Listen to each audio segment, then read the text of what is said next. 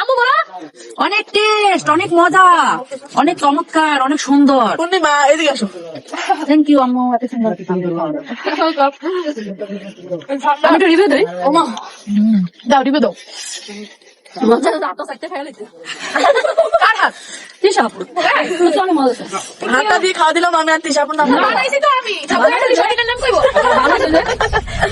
নতুন বছরের শুরুতে কিন্তু তিশার পরিবারের সাথে দেখা গেছে নতুন দুই সতীন দম্পতিদের। বলতে গেলে 31st নাইট কিন্তু তারা তিশাদের সাথেই পালন করেছে এবং দেখা গেছে তাদের ভিতরে নানা ধরনের খুনসুটি।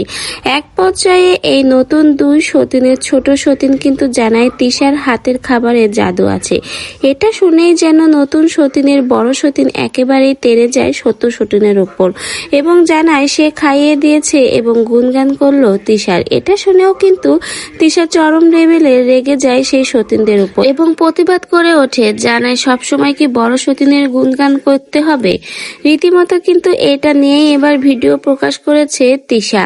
তো ভিউয়ার্স, আপনাদের কি মনে হয় আসলে কি তিশা এখন আর সতীনদের চোখে দেখতে পারে না? যখনই সতীনের নাম উঠে আসলো তখনই কিন্তু তিশা খেপে গেছে। মানে আখির সাথে তিশার এই সতীন সম্পর্কটাতে তিশা এখনো খুব ভালো একটা চোখে দেখতে পারছে না বা মেনে নিতে পারছে না।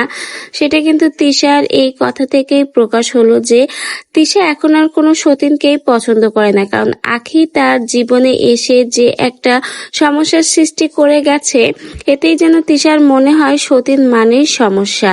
তো বেশ, আপনাদের কি তাই মনে হয়? আসলেই কি আখি তিশার সংসারের সমস্যা করেছে, না তিশা নিজ ইচ্ছায় আখিকে ডেকে তার সংসারের সমস্যা বাঁধিয়েছে? তো বেশ, এই ভিডিওটার মাধ্যমে কিন্তু এবার সরাসরি প্রকাশ হয়ে গেল যে তিশা এখন বর্তমানে সতীনদের আর চোখে দেখতে পায় না। যেমন এই নতুন দুই সতীনের সাথে তার ভালো সম্পর্ক থাকলেও এক সতীন যখন আর এক সতীনের গুণ বলে তখন কিন্তু অলরেডি তিশা রেগে গেছে। তো আপনাদের এই ভিডিও সম্পর্কে কি মন্তব্য কমেন্টে জানিয়ে যেতে ভুলবেন না।